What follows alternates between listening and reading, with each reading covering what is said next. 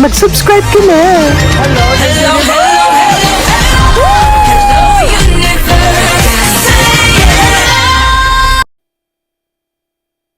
Hello mga buweks! Magandang gabi sa inyong lahat. Galaw-galaw para hindi mapaimbornal.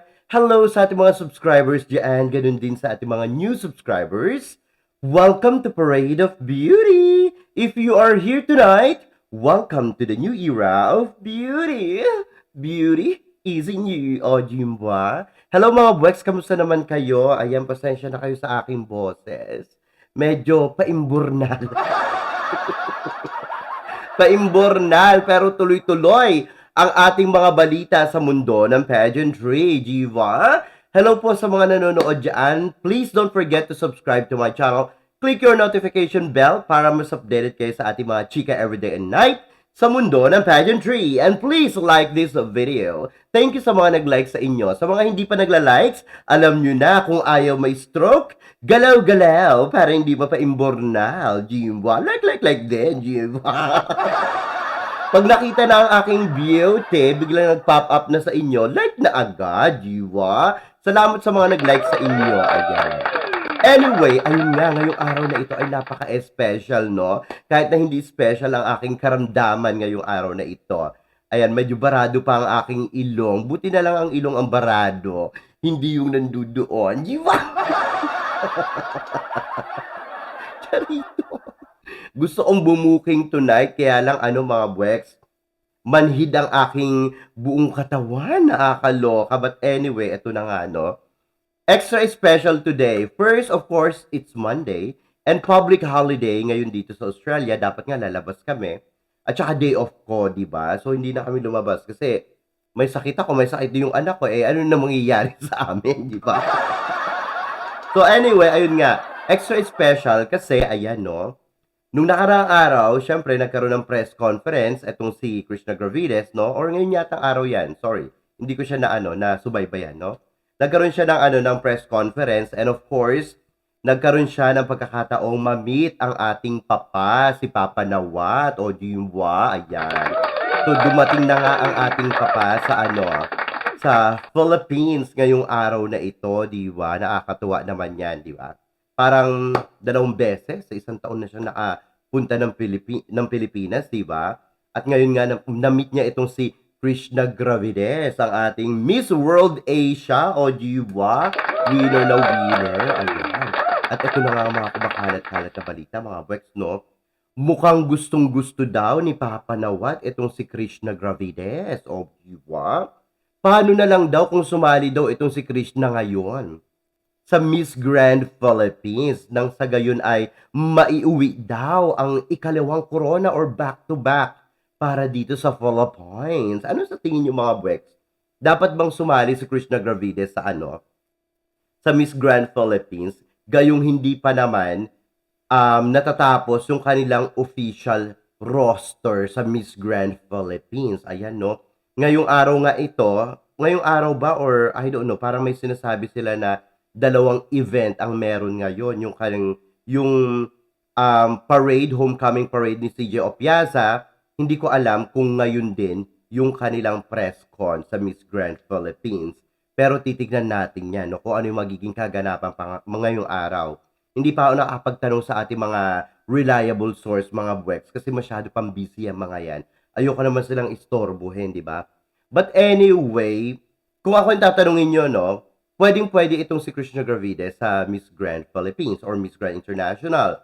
At mukhang gustong-gusto naman siya ni Papa Nawat. Gandang-ganda sa kanya si Papa Nawat. At talagang mukhang gustong-gusto talaga ito ni Papa Nawat makita sa Miss Grand International, no? At saka yan, matangkad din pala itong si Krishna Gravides. Nakita ko yung interview niya kay Miss Diane Castillejo. Napakatangkad. Si Miss Diane Castillejo, nung nagkita kami niyan sa Miss Universe 2018 ni Catriona Gray, kumbaga, parang halos magkasintangkad lang kami.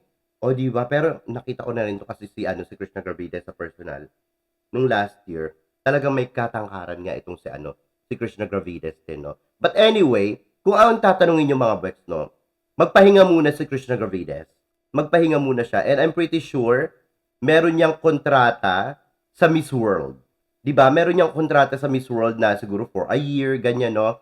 Tapos baka kung di ako nagkakamali, 'di ba yung Philippines laging pinupuntahan ng Miss World Organization, yung kanilang mga, Beauty with a Purpose, 'di ba? Yung kanilang mga gano'n-gano'n.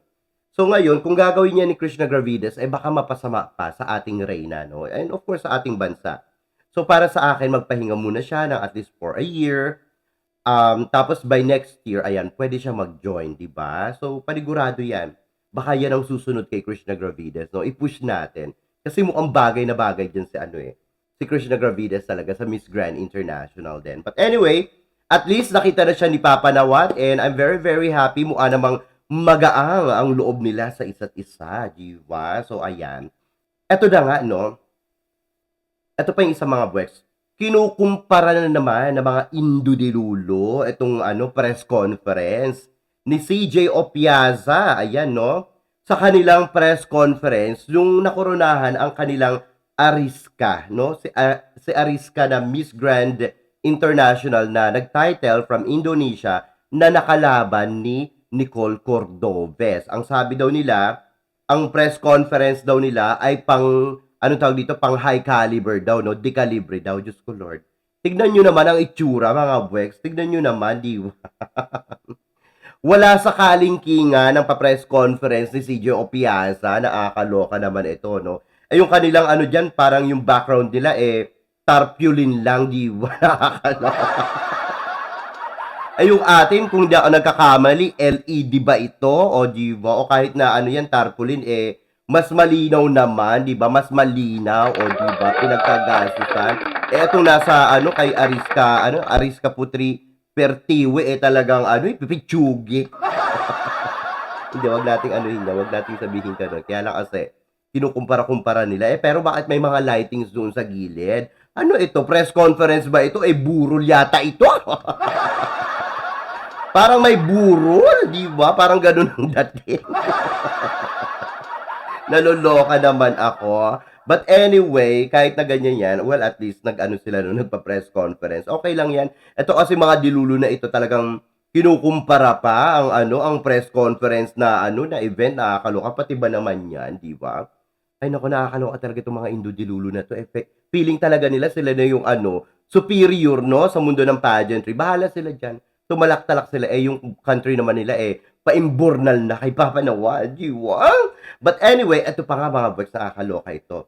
Si Papa Nawat, nagsalita na sa pagbibigay niya daw ng corona. Hindi ko naman masasabing late, no? Hindi late. May 5 months pa mga boys. At sinabi ni Papa Nawat na babawi daw ito sa Pilipinas. O, di ba? At marami daw magiging kaganapan si CJ Opiaza dito sa kanyang reign. Hindi masasayang ang 5 months dahil marami siyang gagawin na hindi nagawa ni Rachel Gupta, di ba? At yung kanila daw, ano, yung pa-premium daw niya kay Rachel Gupta ay na-transfer na daw lahat kay CJ Opiaza. O, di ba? Galing-galing talaga na Miss Grand International Organization. Panoorin nyo itong mga sinabi ni Papa Nawat. Kaloka, grabe. Ang daming mga kaganapan ngayon mga boys. No, wait lang. Naglo-load siya, nakakaloka. Akala ko nandito na. Ano ba yan? Ang tagal naman, Papa Nawat. Ano ba? Naglo-load pa siya. Ayan na, malapit na. Okay. I just arriving from the airport and directly to here. I'm so sorry about today, but I'm very proud Philippines, so that's why. Congratulations again for the beauty queen maker, Mr. Arnold. You can make it. So today you have 2 events. I do hope you will another event very soon. Okay. Okay, congratulations for CJ for the official in Philippines. She's really one of the beauty queen reserved for the winner. But in that time, it's very complicated. So that's why it happened. Even in 5 months later from now, she will have a lot of experiences to traveling around the world. She has a schedule to Europe in next week also and traveling around to present your Philippines country and Miss Grand International winner. And also, I I have to say sorry again. I gave her the crowd a little late. Okay, but she still have time. 5 months is not short time. She can make a good history and enjoy victory of the winner of Miss Grand International from Philippines first and ever. And also, I promise all Filipinos, I try to push her up in every way that she want. In the beauty queen, like coaching managers or every kind of event. Now, a lot of event in Thailand and some countries, they want to book her. Unfortunately, I check the schedule is very tight. Okay, because of now so many countries waiting for her visit, like in Spain, in Netherlands, in Venezuela, so many countries in Myanmar also. In this month, at least like 4 countries, she will go. So this is the most important. She should travel first, and the last time I will do more event and the commercial for you too. Okay, I do hope you are enjoy this moment. I always beside of you. If you need anything, please let her know, and myself and my organization, I try to support because of we know quite long time with Mr. Ano, and we know the Filipino a long time about history of the beauty queen maker, like a capital of the beauty queen in the world, or maybe in Asia side, long time. And I think this is a good time to fulfill your good moment, like a Grand Slam beauty pageant crown. Now you completely done. Okay. That is, I think you're waiting for, and I really appreciate because of when you will success, it's not easy. Sometimes the beauty queen maker or the beauty queen or the people who support you, they try very hard, a lot of things to do, but you're not success yet. Maybe depend on destiny also, and the God we will waiting for giving you. But this time I think the destiny and God, you decided already you must be our queen. Absolutely. So she are here, Miss Grand International 2024. And also, after her range, I promise you and the Filipino, I will support more and more because she doing a little short time. I will use her a little more for the commercial, get more money, okay? And do not worry anything, the price is turned over to her too for the winner. Of course, we are very fair pageant. We are very fair. When she take over, she take everything over. Not only the crown, not only the title, she take everything. Okay? So don't worry, she will get more rich. Okay? Okay, congratulations for our Filipino fans again, and I'm very appreciative. And not just sweet talk. Long time, sometimes I understand each other, sometimes I fighting a little each other. But I am the real person one. I can statement, I can say something in between during the time in the past. But from now we learn when we understand what we want, what you want. And now you got it. Congratulations again. O, diba? Charay, ha? O, ngayon, di ba, humingi na ng paumanhin si Papa Nawat? O, di ba, dahil daw yung mga tampuhan dati, na mga ganyan-ganyan. O, ngayon talaga namang kitang-kita nyo na love ni Papa Nawat, di ba? Ang Philippines. At ang daming mga press dyan na dati ayaw ang Miss Grand International, pero ngayon nandiyan, di ba? Alam ko kung sino-sino yung mga yan, di ba? Pero okay lang, gano'n naman talaga, no? Siyempre, support tayo sa ating, sa ating Reyna, di ba? Tama lang yan. So, kudos naman sa kanila, sa mga press dyan, sa mga vloggers, di ba? Ang galing-galing, ayan. Thank you so much, Papa Nawat, o di ba? Talagang si CJ Opiasa ang napaka-deserving sa corona, no? Talagang rightful owner si CJ Opiasa, alam nyo yan, di ba?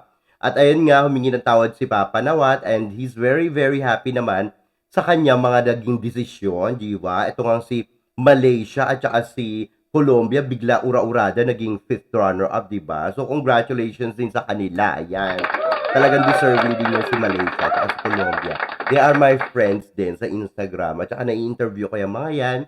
Talagang mababait yung mga yan, si Colombia at saka si Malaysia. Ayan, no? Actually, magkausap nga lang kami kanina ni Malaysia, Miss Grand Malaysia 2024. And she's very, very happy talaga. So, congratulations dito sa dalawa, di ba? Nakakatuwa naman, no, na well, nakikita natin si Papa Nawat ay talagang malapit na sa mga Pinoy ngayon, kahit naman siguro noon pa, siguro nami-misinterpret lang ng mga Pinoy, no? Eh, talagang may hinahanap siya sa isang reyna. Kung ibibigay niya talaga yung corona sa Pilipinas or kahit na sa anong bansa, meron talaga siyang specific na hinahanap para sa isang reyna. At ayun nga, nakita niya kay CJ Opiasa, kaya ibinigay niya yung first runner-up, di ba? And of course, napaimburnal nga itong si Rachel Gupta.